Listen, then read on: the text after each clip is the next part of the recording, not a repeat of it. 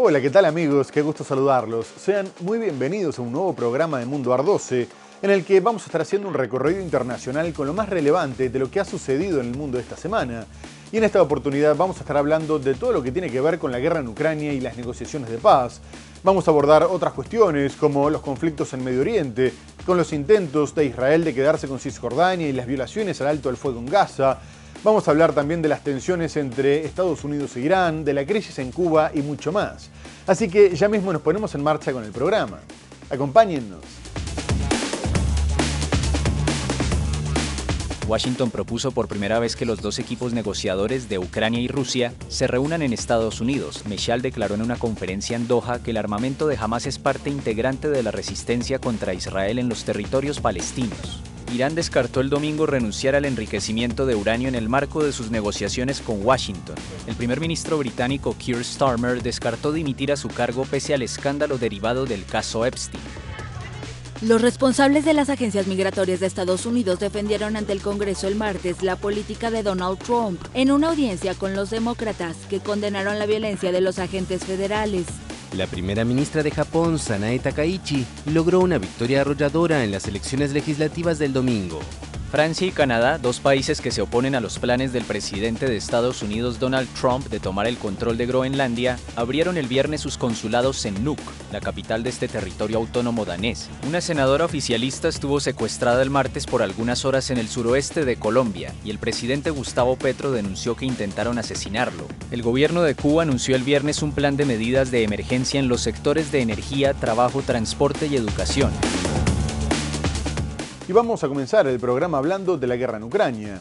Después de la segunda ronda de negociaciones directas con Rusia, de la que también participó Estados Unidos, el mandatario ucraniano Volodymyr Zelensky dijo que Washington pretendía poner fin a la guerra antes de junio, al tiempo que confirmó que enviaría una delegación a Estados Unidos si las conversaciones de paz se trasladaran a ese país, tras las que tuvieron lugar en Abu Dhabi, aunque salió el cruce de algunos rumores que volvían a señalar un trato secreto entre Moscú y Washington, y dijo que nada se llevaría a cabo a espaldas de Kiev. Zelensky afirmó que el encuentro había sido positivo y destacó el acuerdo para intercambiar 157 prisioneros de guerra de cada lado, aunque no se reveló ningún acercamiento en cuanto a las exigencias territoriales del Kremlin. A su vez, el enviado de Estados Unidos, Steve Witkoff, calificó las negociaciones como detalladas y productivas, aunque reconoció que quedaba mucho trabajo por delante. Rusia exige el retiro de las tropas ucranianas de Donetsk y que se reconozca su soberanía sobre los territorios ocupados, pero Zelensky se sigue negando a hacer concesiones territoriales e intenta avanzar en las garantías de seguridad tras la guerra, al tiempo que Washington plantea que ambos ejércitos se retiren de la zona en disputa controlada por Ucrania para crear una zona económica libre.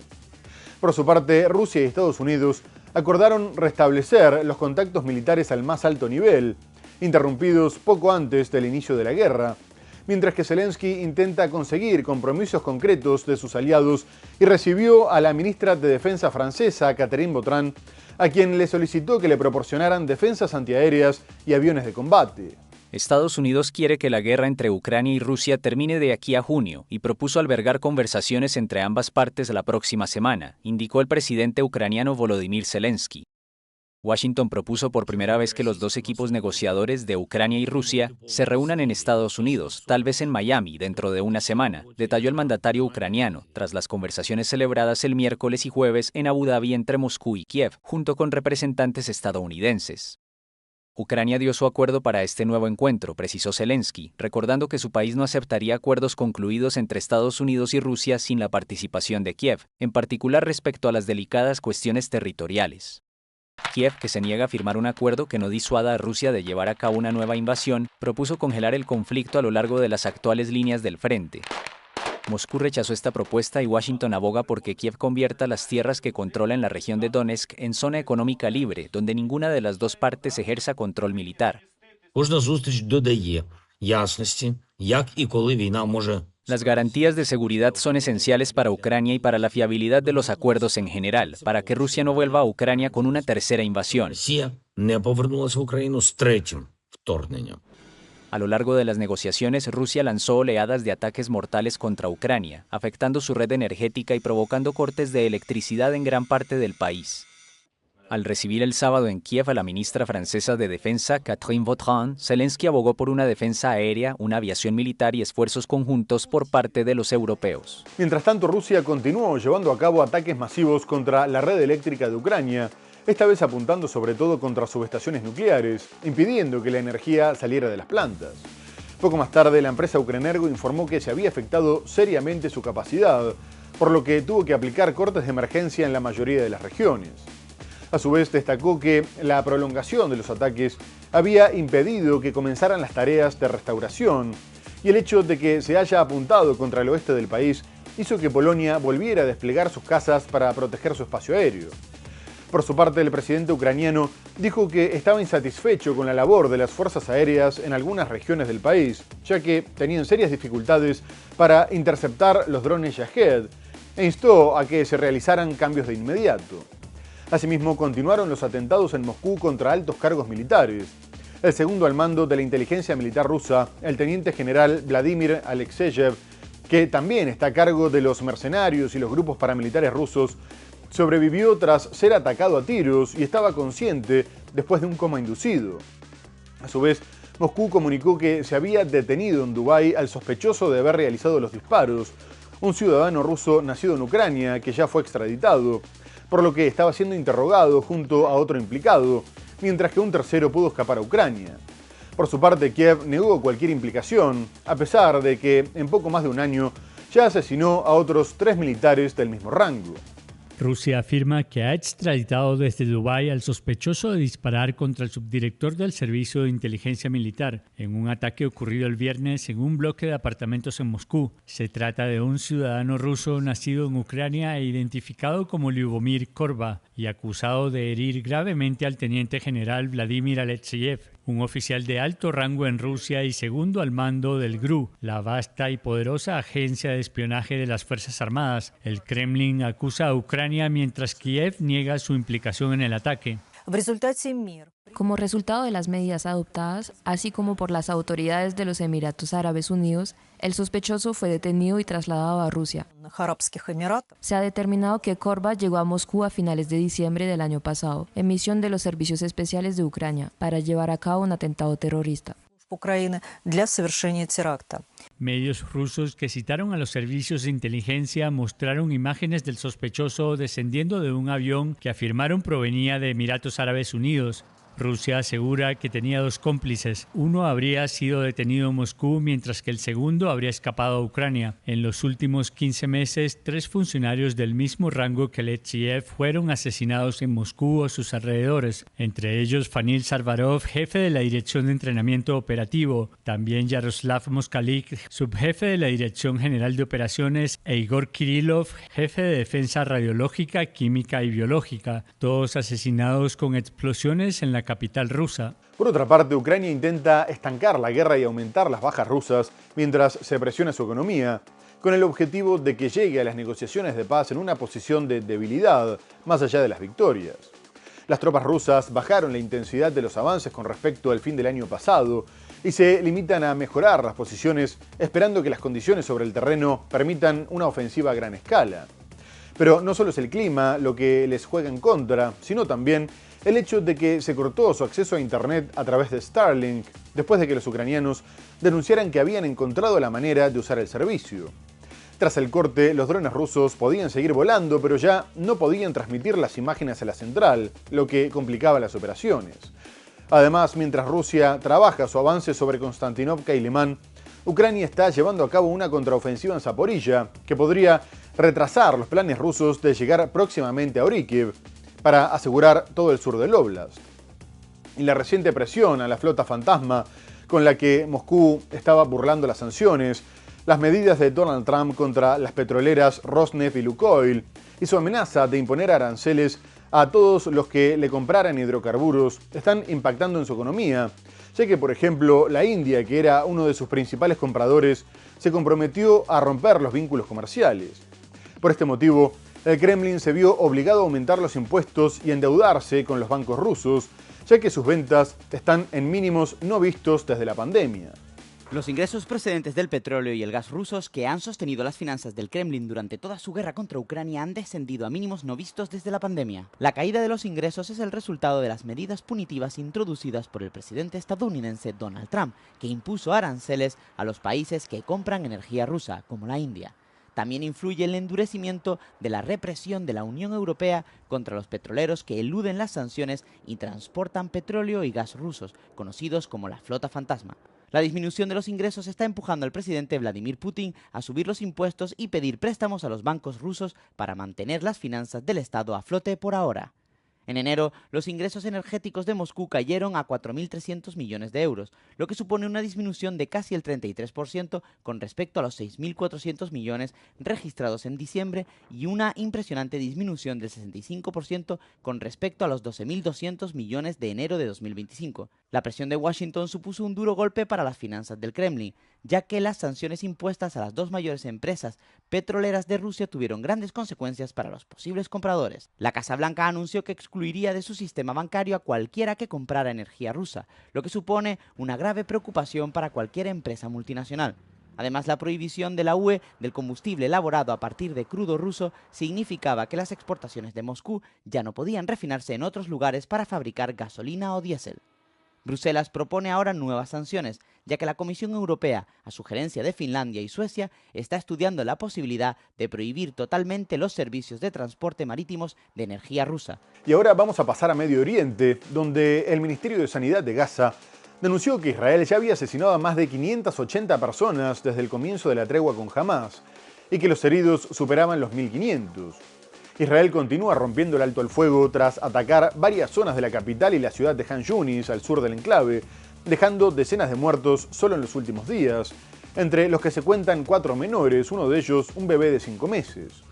A su vez, la Media Luna Roja informó que entre los fallecidos también se encontraba uno de sus trabajadores humanitarios y denunció que el ataque contra el personal médico y humanitario constituía una flagrante violación del derecho internacional. Además, mientras Israel continúa negándose a levantar las trabas para el paso de la ayuda humanitaria, como señalaba el acuerdo de paz, las autoridades gazatíes advirtieron que los hospitales estaban operando con recursos limitados y que eran incapaces de atender a todos los pacientes. Por otra parte, un alto dirigente de Hamás, Khaled Mejal, comunicó que la organización no pensaba dejar las armas hasta que terminara la ocupación, porque eran una parte fundamental de la resistencia contra Israel, que además estaba amparada por el derecho internacional, y adelantó que rechazarían cualquier dominio extranjero, por lo que solo entregarían las armas a una futura autoridad palestina, y no a una fuerza internacional como pretende Estados Unidos. Esta postura complica todavía más el desarrollo de la siguiente etapa del acuerdo y aumenta la tensión con Israel, mientras que Estados Unidos confirmó que el 19 de febrero se realizará en Washington la primera reunión del Consejo de Paz que supervisará el gobierno de Gaza. Un dirigente de Hamás, Khalid Meshal, afirmó el domingo que el movimiento islamista palestino no renunciará a sus armas y rechazará cualquier dominio extranjero en la franja de Gaza, pese a los pedidos de desarme de Israel y Estados Unidos. Meshal declaró en una conferencia en Doha que el armamento de Hamás es parte integrante de la resistencia contra Israel en los territorios palestinos. Mientras haya ocupación habrá resistencia. La resistencia es un derecho de los pueblos bajo ocupación y forma parte del derecho internacional, de las leyes divinas y de la memoria histórica de las naciones, algo de lo que las naciones se enorgullecen. Tras el cese el fuego del 10 de octubre, el plan del presidente estadounidense Donald Trump para poner fin definitivamente a la guerra entre Israel y Hamás entró a mediados de enero en su segunda fase, que prevé el desarme del movimiento y la retirada progresiva del ejército israelí de Gaza. Pero Hamás, que dirige el territorio desde 2007, hace de su desarme una línea roja, aunque sin descartar que entregue sus armas a una futura autoridad en manos de palestinos. Según responsables israelíes, el movimiento islamista dispone aún de 20.000 combatientes y decenas de miles de armas en Gaza. El gobierno del territorio, devastado por 2 años de guerra, debe ser confiado en una fase transitoria a un comité de 15 tecnócratas palestinos, bajo la autoridad de la llamada Junta de Paz, presidida por Trump. Meshal llamó el domingo a la Junta de Paz a adoptar una visión equilibrada que facilite la reconstrucción de Gaza y el flujo de ayuda humanitaria, al mismo tiempo que advirtió que jamás no aceptará una dominación extranjera. Mientras tanto, Israel también apunta a la Cisjordania ocupada y aprobó nuevas medidas que facilitan la construcción de asentamientos en un intento de aumentar el control sobre el territorio. El Gabinete de Seguridad dejó sin efecto una ley jordana de 1953 que impedía que los judíos compraran tierras en Cisjordania, al tiempo que se decretó la apertura de los registros de propiedad para facilitar las ventas. A su vez, se amplía el control israelí sobre Hebrón y se procederá a la creación de gobiernos paralelos para los colonos. Estas medidas generaron alarma en gran parte de la comunidad internacional, que denunció que van en contra de los acuerdos de Oslo y del fallo de la Corte Internacional de Justicia, que en julio del 2024 declaró ilegal la presencia de Israel en Cisjordania, mientras que ese mismo año la Asamblea General de Naciones Unidas exigió la retirada de Israel de los territorios palestinos ocupados. Por su parte, el viceministro de Exteriores palestinos, Omar Awadallah, denunció el intento de Israel de anexionar Cisjordania y le pidió a Estados Unidos que intentara disuadirlo por medio de sanciones, ya que Donald Trump se opone a la anexión, pero no condena las medidas que tienden a este objetivo. Y el presidente de la Autoridad Nacional Palestina, Mahmoud Abbas, pidió la convocatoria urgente del Consejo de Seguridad de Naciones Unidas, de la Liga Árabe y de la Organización de la Cooperación Islámica para hacer frente al anexionismo. Asimismo, tanto la Unión Europea como España condenaron la aprobación de 19 nuevos asentamientos, calificando las medidas de ilegales, por lo que llamaron a respetar el derecho internacional, al tiempo que el ministro de Finanzas israelí, el ultraderechista Bezalel Smotrich, declaró junto al ministro de Defensa Israel Katz que seguirían matando la idea de un Estado palestino. Esta aldea palestina de Cisjordania vive a la sombra de un asentamiento israelí ilegal que ha ido invadiendo gradualmente sus tierras. El Gabinete de Seguridad de Israel ha aprobado nuevas medidas que facilitarán aún más la construcción y el crecimiento de asentamientos como este. Una decisión que los grupos de vigilancia describen como un paso hacia la apropiación de tierras. Los palestinos afirman que estas medidas tienen como objetivo intensificar los intentos de anexionar la Cisjordania ocupada. Esas decisiones son ilegales según el derecho internacional. Por lo tanto, hacemos un llamamiento a la comunidad internacional, incluido el señor Trump, para que imponga sanciones a Israel y ponga fin a lo que Israel está haciendo en los territorios palestinos ocupados, principalmente la anexión. El republicano mantiene oficialmente la oposición de Estados Unidos a la anexión israelí de Cisjordania, pero no ha intentado frenar la acelerada construcción de asentamientos por parte de Israel, que según los palestinos les niega un Estado al ir mermando su territorio. Las medidas anunciadas el domingo cancelan la prohibición de vender tierras de Cisjordania a judíos israelíes y despojan de poderes a la autoridad palestina en las zonas que administra. Israel ha declarado que pretende garantizar reservas de tierra para los asentamientos de las generaciones futuras, mientras que el ministro Bezalel Smotrich ha añadido que seguirá enterrando la idea de un Estado palestino. Más de 500.000 israelíes viven en asentamientos y puestos avanzados en Cisjordania, que son ilegales según el derecho internacional. Estas medidas se producen en un momento en que la violencia y el acoso ejercidos por los colonos israelíes no dejan de aumentar en Cisjordania. Y en otro orden, el ministro de Exteriores de Irán, Abbas Araghchi, se refirió a las recientes negociaciones que mantuvieron con Estados Unidos en Omán, calificándolas de positivas, al tiempo que adelantó que habría otras rondas, pero que sus líneas rojas no habían cambiado y que no pensaban incluir su programa de misiles dentro de las conversaciones o renunciar al desarrollo de la energía nuclear con fines civiles, incluso si eso significaba la guerra. Araghchi explicó que para ellos el enriquecimiento de uranio era tan importante porque nadie tenía derecho a ordenarles lo que tenían que hacer y que insistían en ello porque rechazaban toda dominación. Washington y Teherán habían retomado las negociaciones tras varios desacuerdos sobre el lugar y el contenido, dado que la Casa Blanca insistía en la necesidad de incluir el programa de misiles. El malestar norteamericano había rebajado las expectativas, ya que el secretario de Estado, Marco Rubio, dijo que habían aceptado las condiciones de la República Islámica por respeto a los países de la región, pero reiteró la necesidad de limitar el desarrollo de misiles balísticos, mientras que el vicepresidente J.D. Vance destacó que se hacía muy difícil mantener relaciones diplomáticas con Teherán, dado que no se podían comunicar con el líder supremo, el ayatolá Ali Jamenei, que era quien tomaba las decisiones.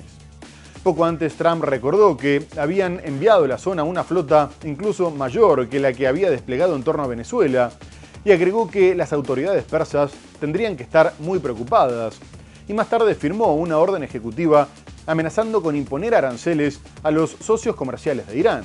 Irán descartó el domingo renunciar al enriquecimiento de uranio en el marco de sus negociaciones con Washington, incluso en caso de guerra con Estados Unidos, que mantiene la presión militar. Tras una primera ronda de conversaciones el viernes en Omán, que ambos calificaron de positiva, los dos países afirmaron su voluntad de proseguir el diálogo. Pero Irán se mantiene firme en sus líneas rojas, al aceptar hablar únicamente de su programa nuclear y recalcando que tiene derecho a desarrollar energía nuclear con fines civiles. El ministro de Relaciones Exteriores iraní, Abbas Araghchi, reafirmó el domingo que Teherán no cederá a la exigencia del presidente estadounidense Donald Trump de renunciar al enriquecimiento de uranio. ¿Por qué insistimos tanto en el enriquecimiento y nos negamos a renunciar a él, incluso si se nos impone una guerra? Porque nadie tiene derecho a dictarnos nuestro comportamiento. Si Irán insiste en el enriquecimiento es porque rechaza toda dominación. Estados Unidos, que ha desplegado una amplia fuerza militar en el Golfo, incluido un portaaviones, exige un acuerdo más amplio que incluya la limitación de las capacidades balísticas del país y el cese de su apoyo a grupos armados hostiles a Israel. En caso de ataque, Irán advirtió que apuntaría a las bases estadounidenses en la región y podría bloquear el estrecho de Hormuz, punto de tránsito clave para el suministro energético mundial. Los países occidentales e Israel acusan a Irán de intentar dotarse de armas nucleares, algo que Teherán niega. Araghchi indicó sin dar más detalles que Teherán podría considerar una serie de medidas de confianza respecto al programa nuclear, a cambio del levantamiento de las sanciones internacionales que asfixian la economía iraní, pero luego declaró que Irán tiene dudas sobre la seriedad de Estados Unidos para entablar negociaciones reales durante una rueda de prensa. Por último, Pakistán se encuentra conmocionado y en alerta tras el atentado contra una mezquita de Islamabad frecuentada por chiíes en plena ceremonia religiosa. El hecho dejó por lo menos 36 muertos y alrededor de 170 heridos y fue reivindicado por el Estado Islámico, algo confirmado por las investigaciones, dado que el perpetrador, que abrió fuego cuando intentaron detenerlo y terminó detonando un chaleco explosivo, tenía vínculos con células de Afganistán y había viajado al país en varias oportunidades. Además, el hecho de que no se produjera un atentado tan mortífero desde el que tuvo lugar en el Hotel Marriott en el 2008 generó preocupación ante la posibilidad de que los grupos terroristas estén aumentando su capacidad operativa, por lo que los líderes de la minoría chií, que representa casi un 15% de la población, reclamaron mayor protección por parte del Estado. Tras el ataque, se reforzó la seguridad en los lugares de culto de las ciudades más importantes, mientras que la investigación reveló que el terrorista no había actuado solo y posteriormente fueron detenidas otras 4 personas, presuntos cómplices, entre los que se encontraría el autor intelectual, en unas operaciones que tuvieron resistencia armada y dejaron un policía muerto y 3 heridos.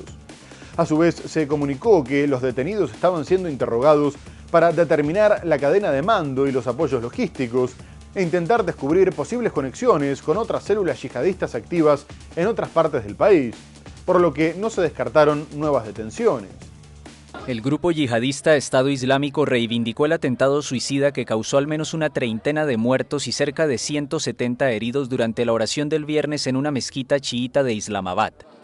La explosión se produjo cuando los templos musulmanes del país estaban repletos para la gran oración semanal, dijo a la AFP un alto responsable policial bajo condición de anonimato, quien subrayó que el balance debería seguir aumentando. La reivindicación del Estado Islámico fue comunicada por el Site Intelligence Group en la madrugada del sábado. Un combatiente local abrió fuego contra los guardias del templo cuando intentaron detenerlo y luego detonó su chaleco explosivo entre la congregación chiita, según la declaración del grupo armado citada por el organismo especializado en la vigilancia de sitios web islamistas.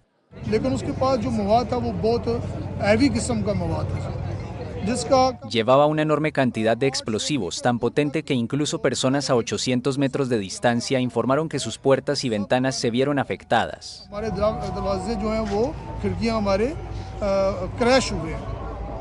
Este ataque es el más sangriento registrado en la capital de Pakistán desde septiembre de 2008, cuando 60 personas murieron en un atentado suicida con un camión bomba que destruyó una parte del lujoso Hotel Marriott. Pakistán es un país de mayoría sunita, pero los chiitas representan entre el 10 y 15% de la población y han sido atacados en el pasado por grupos yihadistas. El ataque se produce además cuando las fuerzas de seguridad pakistaníes luchan contra la intensificación de las insurgencias en las provincias del sur y del norte del país, en la frontera con Afganistán. Muy bien amigos, tenemos que hacer una breve pausa comercial y enseguida regresamos para hablar de la crisis en el gobierno británico, de la difícil situación en Cuba y mucho más. No se vayan, ya volvemos.